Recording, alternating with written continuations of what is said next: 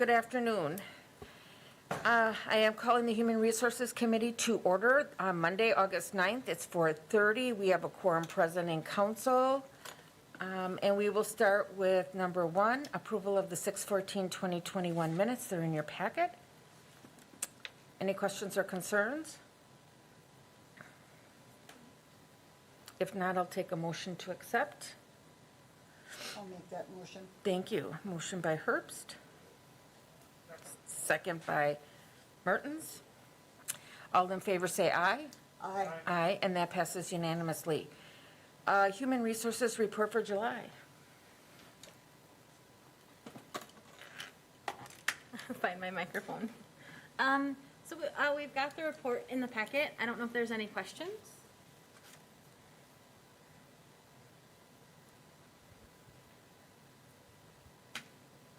If not, we're going to put that on file. Thank you. Number 3, discussion on biometric screening program. So I really just have an update. I wanted to let the committee know that our vendor for biometric screening has been bought out. So we're waiting for them to give us updated pricing. And while they're doing that, we've asked our insurance broker to do a little RFP and kind of compare other options available to us. If we're able to, within the established budget, we'll just choose a vendor and move forward. But if it looks like we're gonna need added monies, then it would come to committee as well as to finance for adjustments. But that's kind of the delay in our biometric screening. We were using Ascension and they've been bought out, and that portion of the service is under the new owner, and so our previous pricing is void. So I guess we'll see. I think it's gonna go up, which is why we asked for the RFP, because Is that void pricing going forward or void pricing for a new contract? we had a price list but not a contract. So yep, it's new, starting immediately and going forward. We thought our previous price list was gonna stay in effect, but they've informed us it is not. Okay. So that was a fun thing to learn. So I just wanted to let you guys know. Okay, since we have no action on that, we will go to discussion and possible action amending shift differential from the employee handbook 5.08. So the Public Works Department asked us to look into the shift differential. We've been having a hard time filling our second shift positions. And one of the items that we thought might be contributing to that was the shift differential pay. And so what HR did was we pulled some numbers. We compared our current shift differential pay to other municipalities as well as to private employers in the area. Most of the private employers that are offering shift differential is factory work that we found. And so it kind of depends on what market we want to look at. So a couple of things. When we've been having difficulty looking at second shift, one of the items we've been investigating is, do we need a second shift? Who's on second shift? And so most of the second shift workers are mechanics. And the report from the department is that eliminating second shift really isn't feasible for them. The shop isn't big enough to house everybody if we don't stagger them across shifts unless we get a new facility. Second shift is when the machinery isn't being used, so that's when it's able to be fixed. And so one of the real concerns is just our ability to retain and to attract second shift people. Is our shift differential one of the things that's a barrier to that? I think that it's not going to be the magic panacea that's going to solve all of our problems, but I also don't think adjusting this upward is going to hurt. We pulled the numbers for how many hours of shift differential are we paying? So what we did was we pulled the last 6 years, what's the average in shift differential, second and third shift.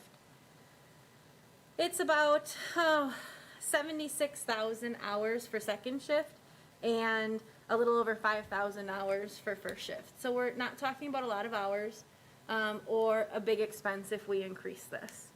I don't know if there's any questions. I can kind of go through. I'm trying to make sure I hit on everything. Second shift is important for motor pool in particular, the service that they're able to give to the city. We also offer some second shift to our streets workers when they come in for snow emergencies and stuff off shift. So that would kind of help incentivize that burden a little bit more too. I don't know, is there any questions? I'd be. Yeah. My question would be for employees coming in for second shift for snow emergencies, which, you know, is probably quite frequent because they like to do that in the evening and night. Are they paid, would that be that in addition to their overtime then, the shift differential and overtime? Yeah, so shift differential doesn't come on top of overtime. So shift differential kicks in when you're working but not getting overtime. So if we have an employee who's, usually what happens in a snow emergency, for example, if somebody works their normal shift and then they get called in at, let's say, 10 o'clock for a snow emergency, and they work from 10 to 6, they would get overtime for their pay until the new day starts. And the new day starts at midnight. So they get overtime for 10 to midnight, and then shift differential for midnight until they're no longer on that third shift work. And then if they work 8 hours straight, they get overtime all over again for working more than 8 hours in a row. So it does get a little complicated. But to strictly answer your question, no, they don't get shift differential on top of overtime. Does person working that situation, would the shift differential run into normal daytime hours then, or would it be kind of a cutoff time? It has a cutoff time. Okay.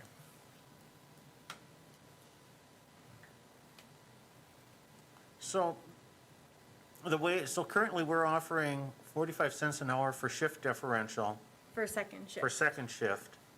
And the average in the city for private business is 83 cents an hour for second shift. Yet, when you did your statewide poll, you found the average was 35 cents. So was that poll mostly with other municipalities? We did 2 separate polls. Okay. The first poll was with other municipalities, and we're kind of leading for other municipalities. Okay, But when you compare us to the private sector, that's where we fall behind. okay, And I shared the survey for the public sector, but I did not include the private sector numbers in the packet because public sector pay is a matter of public interest and it's releasable. I didn't feel comfortable releasing that information from organizations that shared it with me as a professional courtesy. So I include the average, but I didn't do the breakdown. okay. And would that, now you said most of the people receiving shift differential would be for mechanics, maintenance, things that need to be done after hours. Would that 83 cents an hour differential be comparable for the type of work and pay grade?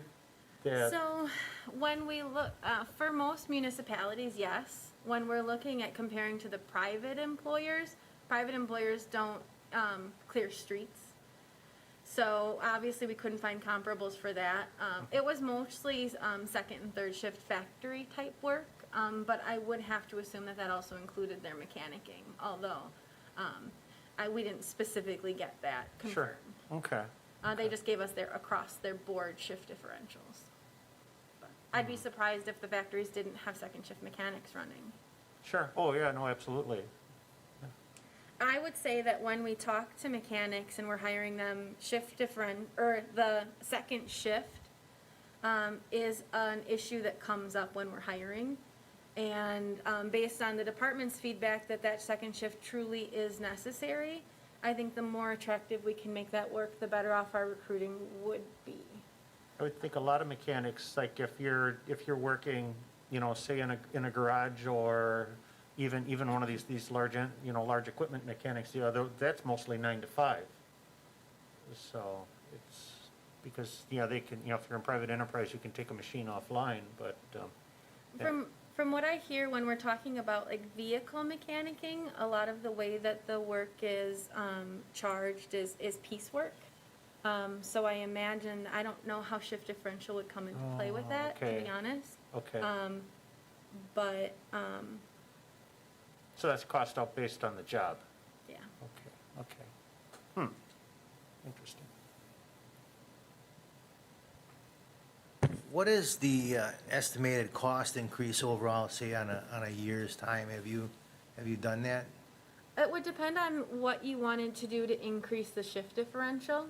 If we added a flat dollar onto everything we're currently offering, the total average cost would be, what did I say, it was 7 plus 5, so we'd be less than 15 grand. And what is your recommendation?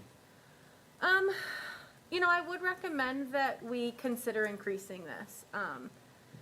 I'm not sure, we have had candidates in the past who have said, I don't care what you pay me, I'm not going to come on for second shift. That person is basically a lost candidate. There's nothing we can do to sway them.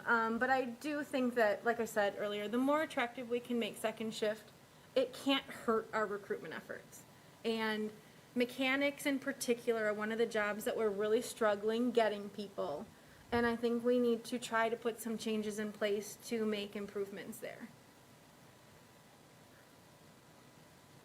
So would you suggest then that we go with what you have here on page, 12? The 83 cents an hour for third shift and, no, wait, what was it? Second shift is 83 cents an hour and $1.05 for third shift? Is that what you're suggesting? Well, are we looking to lead the market, or are we looking to kind of match the average of the market? I think my recommendation would change depending upon the will of this group. If what we want to do is match the highest offer out there, I could let you know what that looked like. Or if we're looking to match the average, the public average, then it would be the 83 and the 105. If we wanted to lead the market, it would probably be a little bit higher, closer to the flat hour rate on. And it really kind of depends. Normally, our pay compensation philosophy is to match the market. But we're talking about being creative, so, I'd want to hear from you guys where you're looking to position us. I'd like to lead the market. Okay. So then, yeah, if you're looking to lead the market, I would say you should look at something that's more like adding a dollar on top of what we're already doing. I'm just trying to pull up my chart so I can tell you guys, based on our survey, what the highest was. And does this have to go through the finance committee as well then, I'm assuming? Yes, and I spoke to the finance director, and she recommended making the changes effective in the next budget, which then would mean it wouldn't have to go to finance committee. If we're not doing that, then it would be a budget amendment or modification, and it would go straight to finance from here.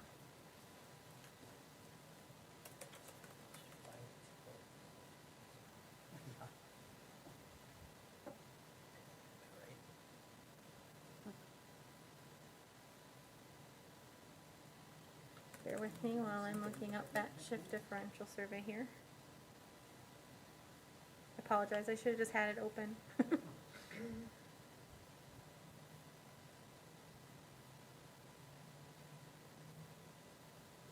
Can I make a suggestion then? Yeah, I mean, while you're looking that up, can I suggest that we put this in the next budget since, we're almost at the end of the budget year anyway? Am I correct in saying that? the budget year would start, I think we do the calendar year, so it would be January Yeah. 1st. So, yeah, because by the time this went through the finance committee and up to council, it'd be at the end of the year anyway, so we might as well just put this into the next year's budget. We probably could have it through both committees in September. That would be 3 months then, yeah. It still wouldn't take effect right away, would it? It takes effect depending upon the language in the resolution. So normally something like this, depending upon how it was funded through finance, would take effect the pay period that starts immediately after council approves it. Unless, we have done it sometimes where council meets on a Tuesday, and if Monday was the start of the new pay period, we'll, backdate it a day or two, just so it's an entire pay period. But usually it's the pay period after council acts. So if it was, do we have 2 meetings in September? Yes. It would probably be the second meeting in September, so it would go into effect, it could go into effect as early as October.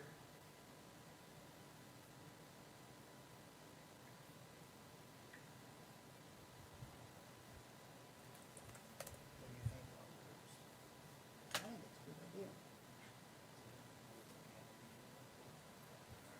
Oh, someone goes through finance. Okay, so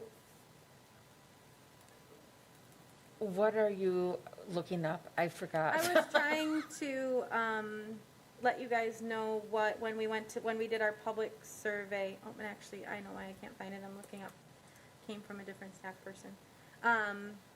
If we wanted to know the highest shift differential that we found in the area, because if we were looking to match that, I could provide that to the county, or to the group.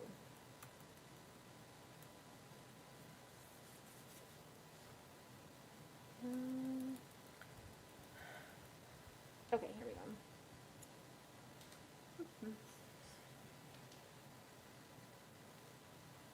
It looks like the most generous shift differential for second shift was $1.50 an hour. So if we added $1 onto what we currently had, we would be at, was $1.45. And second shift, it was also $1.50. So we would definitely be leading the market for second shift if you added $1 on flat rate. My personal recommendation is, I think right now we have it set up where third shift is a better differential than second. And I think that's working for us. I don't know that that's something that's broken that we need to fix. We have one person on third shift. Third shift really comes into play most for our snow Snow. workers who are Yeah. coming in on emergencies. Go ahead, Alderman Mentinsky. I know that having second shift maintenance staff is beneficial to the police department. It sometimes prevents cars from being taken out of service for the night and day, next day. So I would move that we raise it $1 across the board. Would you, are we building in the motion that we previously had that would be effective in the next budget, or? would- I didn't hear a motion. Well, a suggestion, I guess. Okay. Do you have can you No, build it? I would say whatever works the best. I mean, it's going to be in the budget either way, so why wait for the budget? Let's get it done, and so the budget works easier next year.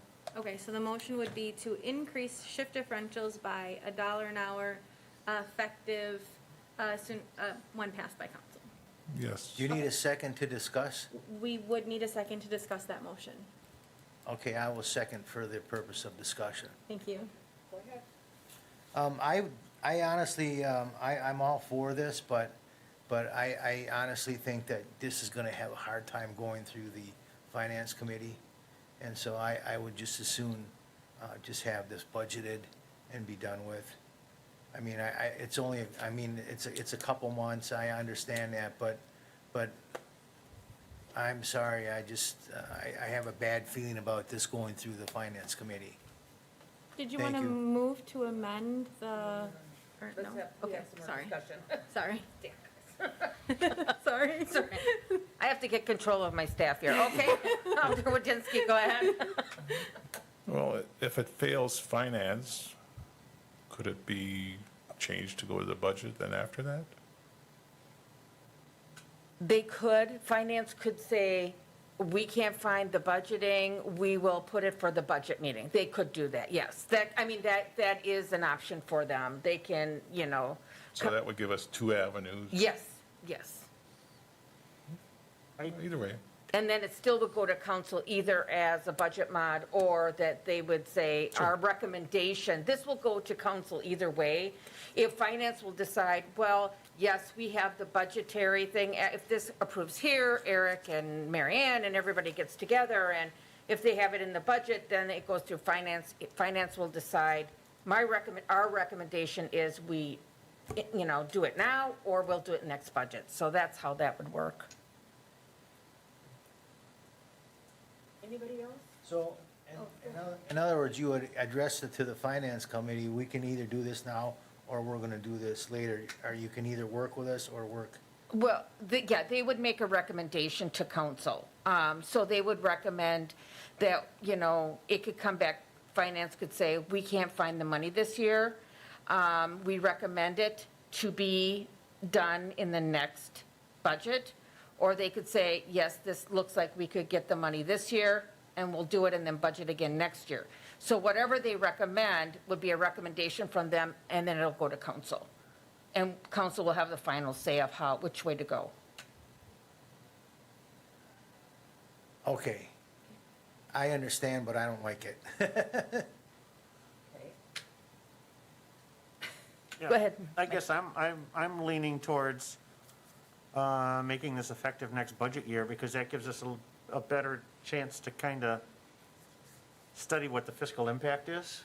I mean, we can send it to finance and let finance tear it apart fiscally, or we can take a little bit more time to to see how that works in our 2022 budget. And I think that would be a little bit more holistic solution than to try to run a budget mod through finance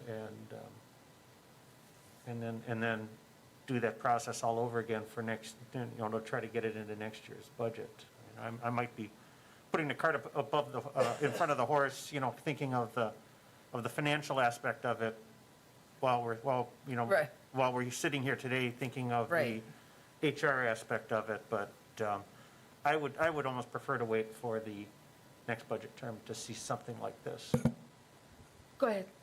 Is it going to be more detrimental the longer we wait to attract mechanics? We would definitely be delaying the benefit. So, I wouldn't expect to see any improvement this year. So yes, I believe that it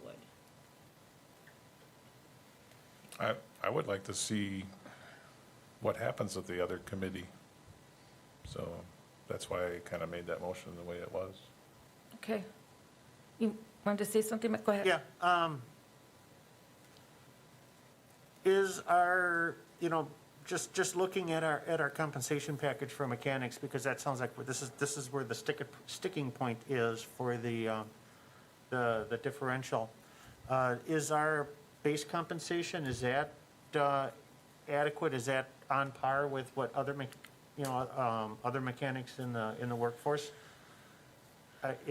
are at? I know this might be a little bit of apples and oranges comparison, because you did mention that many mechanics work on a piece or a job cost versus just getting a straight salary to do, however, but, yeah. I think it depends on who you ask. According to our last wage study, yes, one of the purposes of that wage study was to make sure that we are appropriately aligned with market. So based on that, the experts that we brought in, yes. I think if you asked staff in that department, they would likely tell you that they feel that it's behind in pay. Because I know that wage studies now must be close to 3 years old now, It was implemented in 2019. 2019, 2 years, yeah. Mhm. So this could be a method, of bringing those mechanics on par, especially considering, the mechanics typically don't want to work second shift. So, okay. We're hoping that it'll help us retain people too when we manage to get them. Mhm. And we come off second shift according to seniority. So we're hoping that it will help us retain people until you can get the benefit of being on that first shift. Go ahead. Will. I'll support this. You know, if it has to go through finance, it has to go through finance because, you know, we're all about member retention and taking care of our people. You know, I don't like the idea that it needs to go through finance, but that being said, we need to take care of our people first and foremost. So I will support the motion. Okay, thank you. Any other comments or questions? If not, we have a motion on the floor. The motion is to increase our shift differential to a flat dollar. Is that correct? Increase the existing differential by $1. Okay. For each. Yeah, I didn't mean a existing- dollar, but Yeah. increase it $1, not by a dollar. And this would go then directly to finance for immediate Discussion? discussion and immediate action. And we will see what happens there. So that is the motion, yes? Are we great to have an opportunity to get this on the paper, on the books for our agenda for our finance tomorrow night? Oh, I Or don't is it think gonna be so. next No, month? it has to be 24 hours, so it would have to be, well, they meet every 2 weeks, don't they? So it's not too far. Yeah, so they should be meeting in a couple weeks. I don't think you'd get a fiscal impact in time for tomorrow's finance meeting. No, Well, no. the fiscal, we have the average hours over the last 6 years, so the fiscal impact is basically just changing those dollars into a dollar amount. Okay. So I do have that available. Yeah. But the agenda would remain an issue with the 24 hours. Yeah. Yeah, the 24 hours is just too, and we want to make sure that we give them all the information they need so they do a good job. So with that motion on the floor, if everybody understands it, all in favor say aye. Aye. Aye. And those opposed? I hear none. Thank you. That passes. Okay, get back. Discussion and possible action approving updated policy for employees with symptoms or exposure of novel COVID-19 flu coronavirus. I regret not making that a shorter title, just for the record.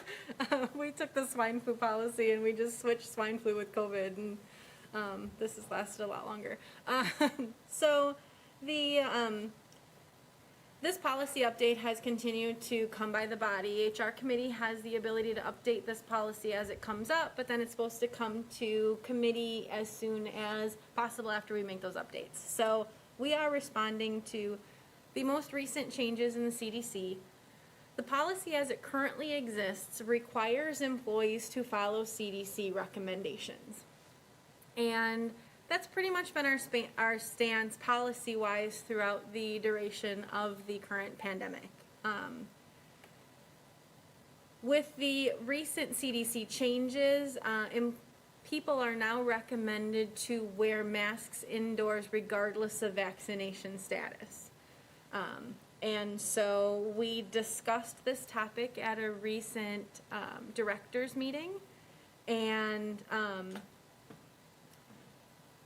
3 of the directors spoke in support of amending the policy so that it recommended employees follow the recommendations but did not require it. So that's the draft that you have before you in the attachment.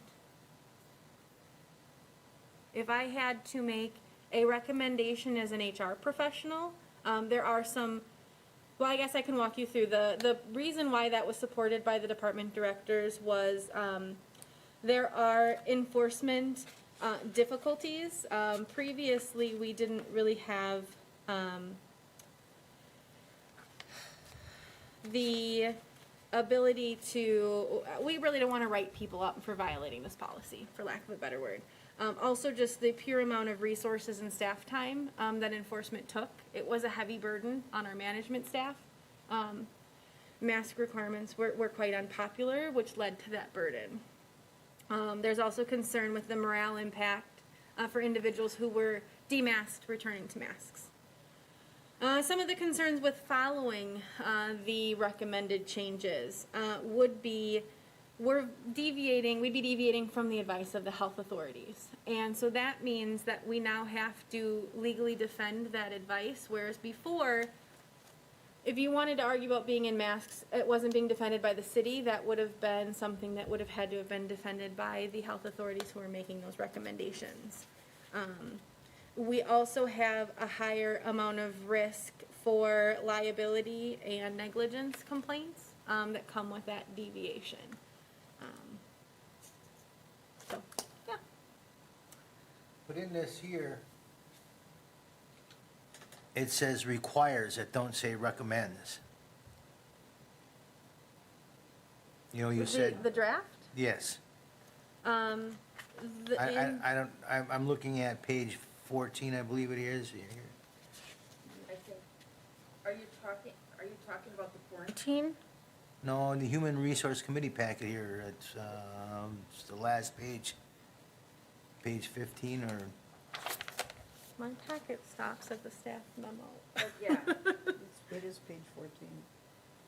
So what it says here, current city policy for employees with symptoms of exposure of COVID-19 coronavirus requires, requires. It doesn't say recommends, but I guess that I was looking at that and it says, okay, with symptoms. Now, is that, Yeah. what about without symptoms? Is that recommended then without symptoms or? So it depends on what version. The current policy requires employees follow the recommendations. The revised policy recommends you follow recommendations except where a quarantine applies. A quarantine would still remain required. So if the current CDC recommendations for a vaccinated individual after a known contact, you are not required to quarantine unless you become symptomatic. If that were to change, the employee expectations would then change along with those recommendations. A vaccinated individual, or I'm sorry, an unvaccinated individual is still expected to quarantine upon known exposure.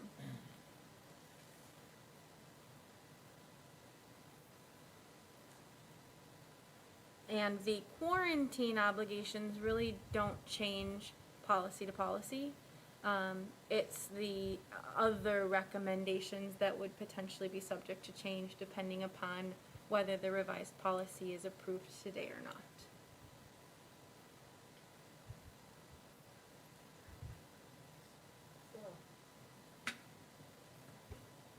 Questions? Yep. Go ahead. So,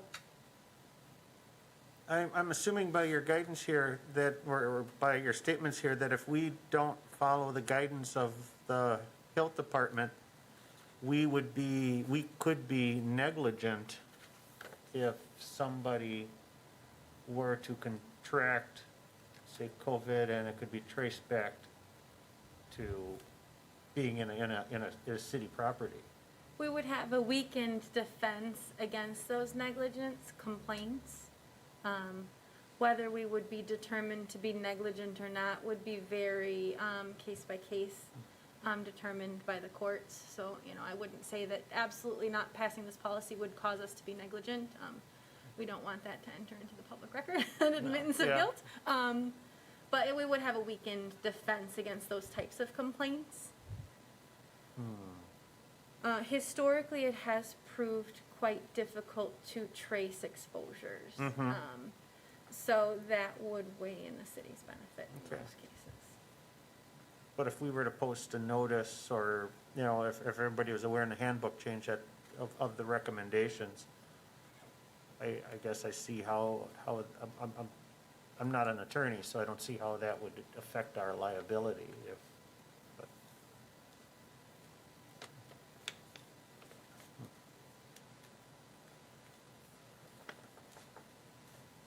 Yeah, I think we're gonna have a hard time though, just, going with a masking requirement at, inside all city properties. But, there, with the word recommends, you will probably have a better chance of getting people to comply.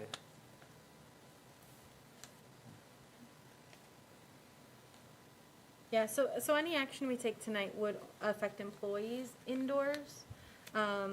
And it, just to be clear, it wouldn't apply to any members of the public This is strictly a governance for staff. We have anecdotally found that when,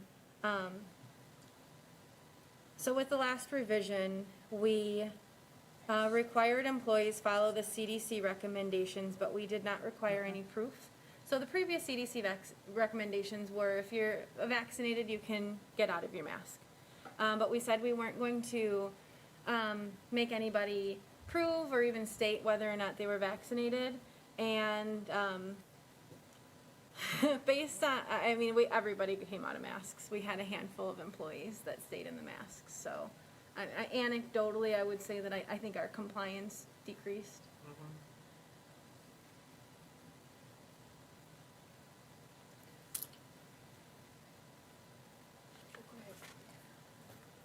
I really truly believe that we're taking a step backwards here again.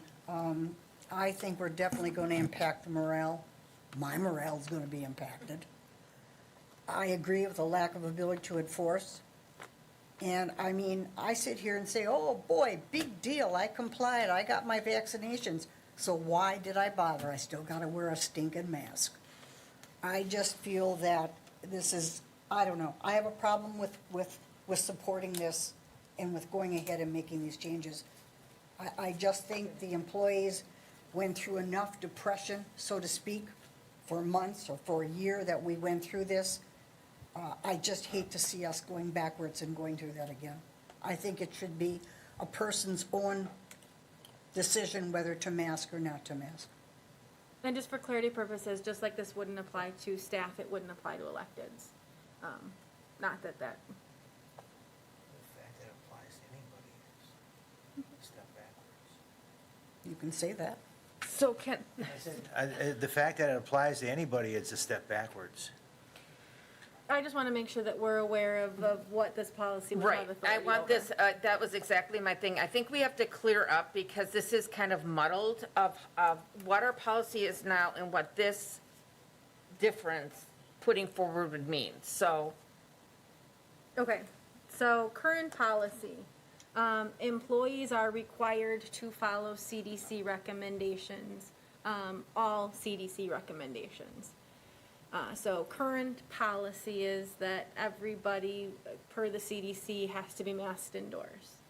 The recommended, or the proposed change, the amendment, would say employees are recommended to follow CDC recommendations and are required to follow quarantine protocols. And this would apply to staff only, not to elected officials or to citizens who enter into our buildings, customers. So with no change, masks will be required. Because this is kind of a muddled thing, right now in our handbook, the CDC has changed their guidance and said now you have to go back to masks. The way things are, if we don't do anything, that's the way it's going to be. This says you're recommended to do it, not required. So a vote in support of approving the update would not require masks. A vote against updating the policy would keep it as is, which is you have to follow all recommendations required. Well, since the CDC, in my humble opinion, has been so, what's the word I'm looking for? Inadequate in some ways they've dealt with this, I will make a motion that we make this change. Do you have a motion to accept the amendment as written? Yes. We have a second, or you want to speak? I'll second the motion. Okay, thank you. Any other comments? Go ahead. So we're seeing, in other words, that we are recommending, or we're recommending, but not requiring them to wear masks. Okay, thank you. Go ahead. And I'll go on record supporting the CDC even though I'm making the motion, a second. Sounds good.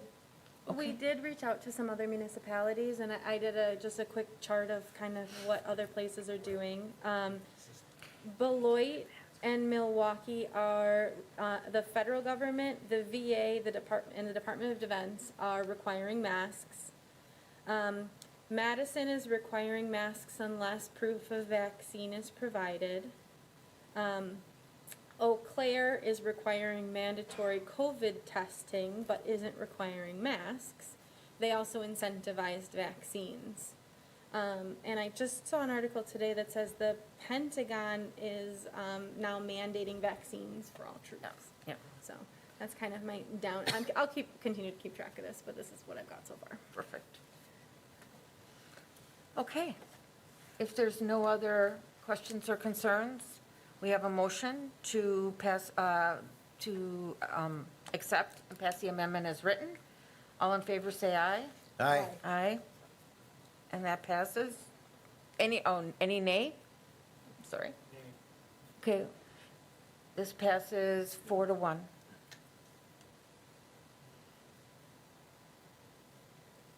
Okay. Back on. Oh, okay, we are on discussion of amalgamated transit union grievance for step 3 grievance procedure of the collective bargaining agreement.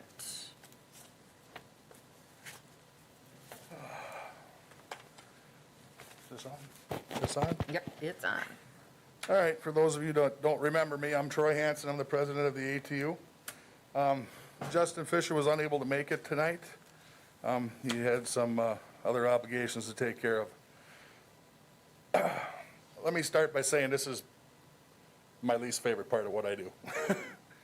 Not a big fan. I think Greg and I and Megan have a fantastic working relationship, so do I with Tony. I think what we're looking at here is a difference of opinion, and it's also probably the oddest grievance I've ever really dealt with since I've been doing this. Thankfully, we don't do a whole lot of them. Did everybody receive a copy of Tony's summary of what we've gone through for the first couple steps? No. She does a fantastic job of summarizing everything.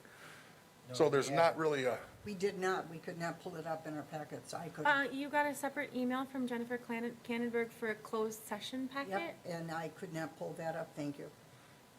well, you guys are gonna go in closed session after this. I think it'll be better if we let Tony summarize it then when you do that. Yep. There's not a whole lot left that needs to be said, but I want to make a few points. Why I find it to be an odd grievance is we actually proved our point, okay, that this person did not run a red light, and by doing so, nothing has changed. You still found another traffic violation that you want to put on it instead of the running of the red light, making it a yellow light traffic violation. I'd like to ask Mr. Wadinsky if that's something that people are cited on frequently in your history? Allowed to answer that? Sure. I'm just curious, I'm not gonna accuse you guys of anything. No, we're just looking for parliamentary reasons, yeah. like- Okay. Can an elder answer a question? I mean, it's a discussion and not a public comment, so I believe we're allowed to interact, is that correct? Okay. Otherwise, Mr. Wadinsky can answer that with Greg in there, and we can discuss that later. I mean, it's just a curiosity thing, because usually when you file a grievance, you stick to what the actual violation was, and it's not changed in the middle of the process. So it's a little confusing there. Our other concern is morale with the company. When we file a grievance, that means the person that was accused of a violation at work has decided to move this step forward and to, pardon me,